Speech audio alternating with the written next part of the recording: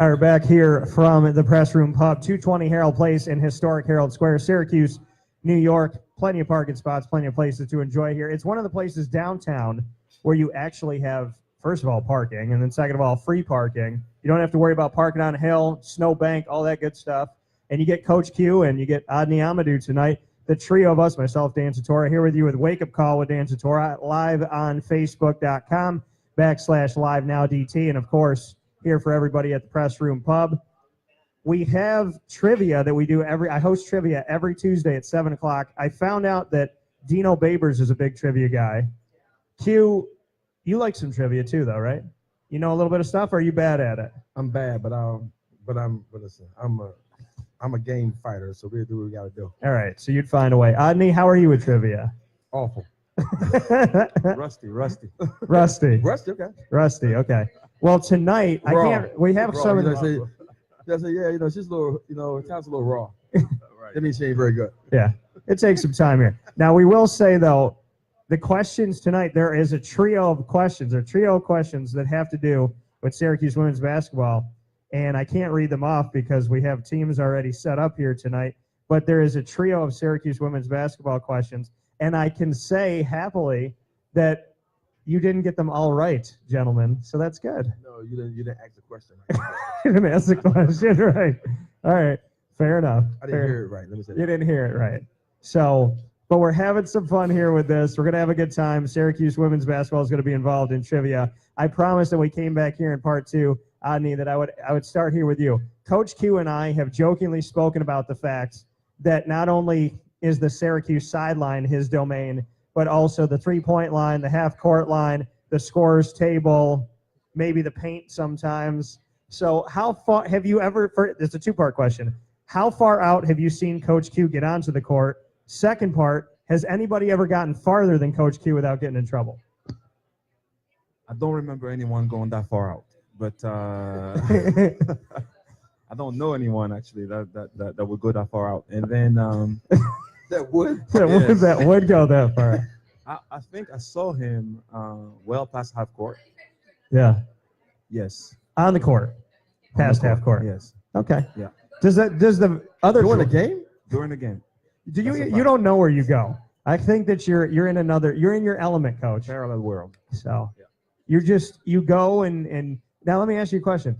Does the opposite coach, does the opposing coach ever make a comment to you? Absolutely. Okay. During the games, on the road recruiting, like, you're so far out on the court. I'm like, yeah, thanks. But it's like, what does it matter in July how far out I was on the court, right? It doesn't really matter at that point. I can tell you this. The one time when I realized I was really far out on the court, I can't remember who we were playing, but we were in the dome. I know that, and the ball was going that way. So I'm out on the court, and it was a quick turnover. Yeah. So now they're coming back. I'm like, oh. So the ref's running down the court. So instead of backing up, I was so far out, I had to go out and back in. So the ref was like, what are you doing? Because otherwise, I would have ran into the ref, and I came right back. So I had to go further out. Let the ref run past me, then back. Like, and you can't trip the ref. I'm sorry. Right. Yeah. So that's what I knew. I was way out in the court. I had to go out further to get back. So you had to go deeper into the water to come back to the shallow end. I had to almost go to the lane line. Yeah. Were you always like that? I mean, was that always a thing for you? I don't know. I don't remember. I think because high school, when I go to high school, the sidelines are so narrow that they kind of don't bother you. Yeah. But in college, they really I feel like they let you go though. No, they don't. They don't. I just think it's little leeway. It's kind of like this, the more you foul, the more they let you foul. Yeah. So I think you kind of have the Michael Jordan rule, in my opinion. Though, they know you're going to be out there. There is no question. I've never got a tech for being out of the box in 13 years, ever. You never gotten what? I've never gotten a tech for being out of my coach's box. Which is awesome. Because your coach's box is like the Manly West lot of outside the dome. And I think that they understand this into the game, and I'll have refs. You love it. You're passionate. Yeah, and I'll have refs come out like in a handshake line for the game. So hey, Q, you got to stay in the box. I'm like, I got you. I give them confidence. I got you. They're like, yeah, okay. Like, no, I got you. But you like to be out there, and you find yourself out there in the moment. Why is it? Because I know you said in all the years that you've over a decade you told me you sat down once. Is that what you said to me? One time. You sat down one time. One time, and it was a bet. I couldn't do it. It was a bet that you couldn't sit. Sat down one time. How long did you sit for? Wasn't long. 13 seconds. Probably. a couple possessions. Okay. And and the other part is I don't have a seat on the bench. Yeah. I literally do not have a seat because every seat's taken. So even if I wanted to sit down, So you did that on purpose so you can't sit? No, there's just too many people. Too many people on the bench. We gotta get rid of somebody. So the time that I sat down, actually, I sat down twice. I sat down one time on the bench because I had a seat. Okay. The other time I sat down, I sat on Karen McKinney's medical kit on the end of the bench. We were like in the Bahamas somewhere, one of those tournaments. So I remember that because she's like, "What are you doing down here?" I'm so tired, you know. So yeah. How are the knees? You got good knees? I'm doing good. You're doing good. I'm doing good with the knees. It's my back. It's my back right now. That's a little shaky. But you know, at the end of the day, it's like I tell the refs, if you're worrying about me being on the court, then you're not watching the game. Call the game. Right. And they say you're a part of the game. I said, no, I'm not. The game's going on. Call the game. Don't worry about what happens. Don't worry about what you're doing. Yeah, but it doesn't go too well. Oh, okay. Adeniyi, I know the head coach can't typically say anything about the officials, and I'm not asking you to directly say anything about the officials, but does it get challenging at times with officiating? You'll get fined, dude. Don't do this. I'm just telling you. So don't. There's like Boeheim does it. He finds an indirect way. He says they're really, really good at their job, and everybody can improve or something like that. But does it get challenging because it's a part of the game you can't control? Boeheim has the money to pay for the fine too. So okay. Well, what I'm going to say to you is it's almost at times no different than the players. You know, it only going to bother you if you allow it to bother you. Right. Because just like the players are on the floor and you can't control everything that they're doing. Same thing with the referees. So, you know, we tend not to bother. You know, Yeah. We can't all be on their backs. You know, Coach Q does a good enough job for all four of us. Yeah. So I'm like an army of three. I tell our players all the time, you guys can't do it. Like you cannot talk to the refs because you just can't. we never talk to them. But the thing is, so Q, tell me how are you subtle? How do you go about, because you know there's some people in any sport that'll scream at the official. I mean, we saw Sean Payton's response in the Saints game up against the Rams. Oh my goodness. What a bad call. We could say that's a bad call. You can't I get can't fined do that. for They can't find me. It was horrible. It ran right into it. him. It was the worst non-call in football history. He full contact blew the guy up before the ball even got there. The guy should be suspended for the Super Bowl. And you know what? It was a hell of a Allegedly, what he contact. said after that? Yeah, He said, "I interview. got away. I got away with it. God was on my side," or I something. saw like the interview. He said that the ref said the ball was tipped at the. First of all, the ball wasn't tipped. Let's start with that. Yeah. Do you think the ball was tipped? No, I mean it looked like it came out clean. Right. So, and then you go helmet to helmet contact, and then you don't look back for the ball. Like he did everything fundamentally wrong as a cornerback. And I think he knows he got away with it. No, So. and he says, and then he said, hey, they didn't call it. It's no call. Yeah. That's crazy. So how do imagine that. you handle it? So an official's going by, do you kind of just whisper? You talking about like in that kind of situation? I'm talking. Well, in that situation, I think anybody would go nuts. I'm out of here. No, it's a done deal. Like game's over. They probably have to like pepper spray me to get me off the court. Like game's over. but how would you stun gun or something like it's over? How do you typically handle it though? Like when the official comes by, do you kind of just whistle, kind of just let them know, hey, 4 minutes ago, maybe you need to consult your conscience. But I mean, are you subtle? Are you calm? I'm going to ask Adeniyi the same thing to see if you're telling the truth. But how would you describe yourself in speaking to the officiating crew? I'm getting better. You're improving. I'm definitely improving. Prime time to get them is doing free throws because they gotta stand by you. Yeah. And they try to like ease up towards half court. I'm like, dude, come on. You know this in my range. Like, you know I'm coming up there, so you might just come on down here. Yeah. So you can kind of keep this at a medium. Yeah. If I gotta come get you, I'm gonna come get you, right? Right. Because you got to use that opportunity. Okay. Sometimes I jog them down the sideline and try to talk to them as they're coming in transition. So, you gotta talk to them. Yeah. How do they respond typically? Not too good. They don't like it too much. Do you use nice language or colorful language? Well, nice things with Facebook Live. Nice, very. They're not like on HBO, right? So nice language. The internet has no FCC. That is very true, but still, you're not gonna do this thing. I know. Adeniyi, how is he? Man, there are two things that are very unpredictable in our programs. Yeah. Digna's ability to stay on the floor without fouling. Yeah. And Coach Q relationship with the referee. So I just can't tell you. It's not something that you can't even understand whether it's because I don't know. You just never know. Sometimes he'll be calm and whisper it, and sometimes he'll just World War III. All right, fair enough. World War III. All right. Here with Adeniyi Amadou, Coach Q, Syracuse women's basketball. We're on site, on location at the PressRoom Pub. It's Wake Up Call with Dan Tortora. Before we get set from here, I want to speak on the rest of the season. We got a lot of games coming up, a lot of opportunities coming up here. We still got to get through the rest of January. Then we have February, and obviously in March you're going to have the end of the regular season, and you'll be jumping off into the ACC tournament. So to look at what's coming up here on the schedule, you have, at the time we're talking, you got Miami coming up, at Duke, Virginia, at Louisville, BC, NC State. You got 5 games in a row. They're going to be at home, and that 5-game-in-a-row stint that you have at the Carrier Dome ends with the number 1 team in the nation currently, February 25th. It's a Monday night, big Monday game at 6 p.m. in the Dome. Speak with me on what's coming up, and I know that you have to play each game as it comes, but I know that there's a lot of push by the university to get fans out to that Notre Dame game. Yeah, that Notre Dame game is going to be a huge game at home. Obviously, I still think they'll be number 1 in the country. I'm going to get here. I mean, I think they may play Louisville before that, which I think is going to be a very challenging game for them. But at the end of the day, our conference is so tough that on any given night you can get beat.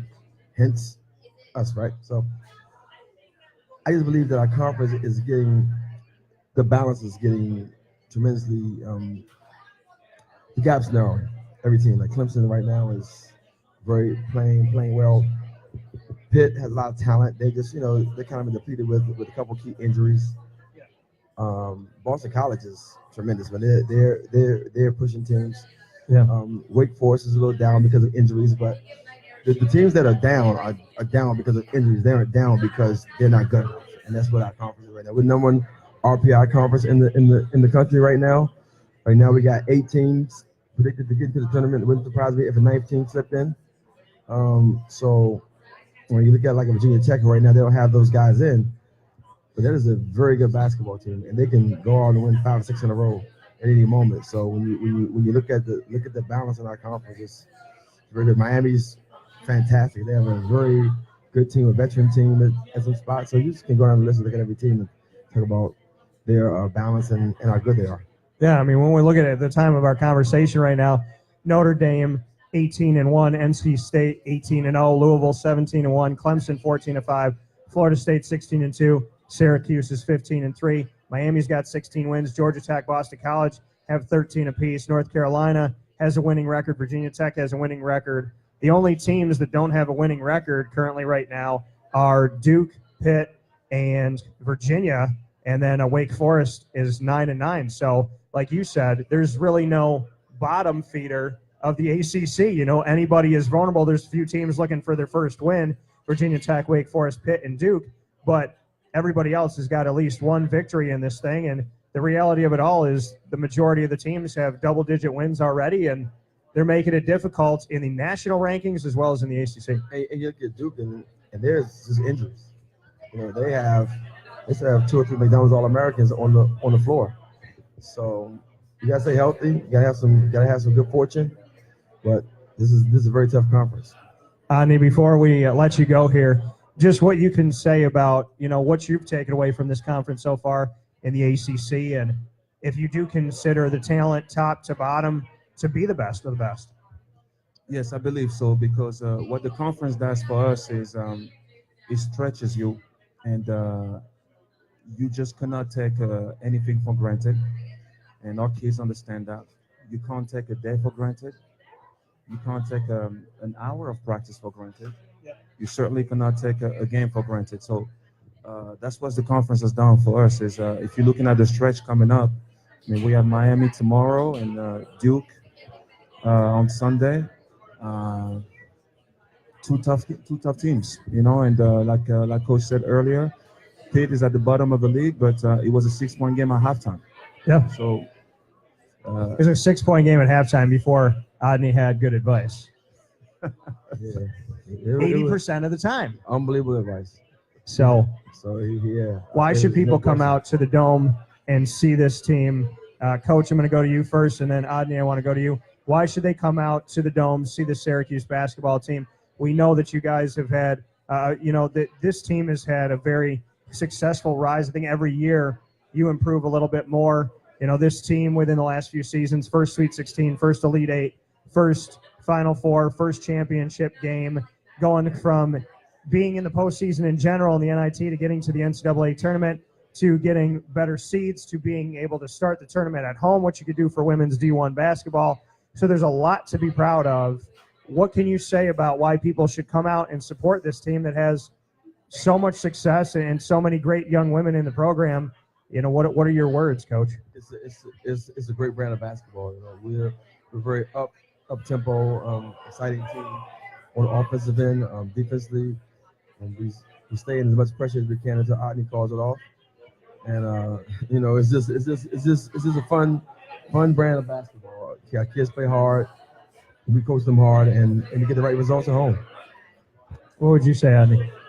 I think people should come and watch because this is the genesis of something that can be one day huge. Yeah. We believe this. We have a very, very, very young team. And sometimes we look at each other and we're like, man, we forget that the majority of them are freshmen and sophomores. And that in 2 or 3 years, watch out. My final question for both of you gentlemen, and you could throw one my way too. My final question for you, Adeniyi, is going to be a rapid fire style question. So my question for you, Adeniyi Amadou, is if anybody could play you in a movie, who would play you in the movie, and what would the movie be about? Man, Will Smith Okay. or Denzel Washington. Denzel Washington. Okay. And what would the movie be about? Yeah, what would it be about? Remember the Orange. Remember the Orange, starring Denzel Washington. You're one for 3. Hey, Denzel. All right. And the movie title is awful. All right, Coach Q. Q, tell me 3 jobs once you retire from basketball. If you had 3 jobs to choose from, what your top 3 jobs would be? Professional beach bum. Professional beach bum. I like it. All right, you both get to ask me one. So who wants to go first? You go first? All right, Coach. You want me to go first? Yeah. If you had to choose to be outside right now in the cold, Yeah. or to be in a freezer in this restaurant, which one would it be? I'll go outside because I'm sure the freezer's still cold, but I've been so You don't used have a coat, just like this. just like this. Yeah, I'm Outside or gonna in the go freezer? outside. Because if I die amongst my people. I'm born and raised in Syracuse. If I die in the freezer, it's going to be like some Italian hit They happening might in this have place. some popsicles in there or something. I know. If I'm going to die outside. Because I'm going to pose. I got to die a certain way. So I got to be remembered forever in Syracuse. All right, Adeniyi, what's your question for me? Okay, if you could have anybody right now besides us Yeah. at this table right now to talk to and just have a good time with on this show right now, who would it be? Sports world? Sports world. Okay, sports world. If I could sit down with anybody, who would I sit down with? Right now, at this very moment. This very You're moment. buying time. I know what you're doing. I know, I'm thinking here. See, you know about that, though, because you do that, Q. You restate the question, or you ask them to say the question again when you're trying to figure out what you want to say. Or you just pass out. Or you just fall asleep. But, yeah, I would say, oh, man, because there's a lot of people I've talked to, so I feel very blessed. Who would I sit down with? Damn, this is so hard. I would say, if she was alive, I would have loved to sit down with Pat Summitt. I would have loved to sit down with Pat Summitt. I respected her from afar for such a long time. So that would be an awesome opportunity to sit with her and pick her brain.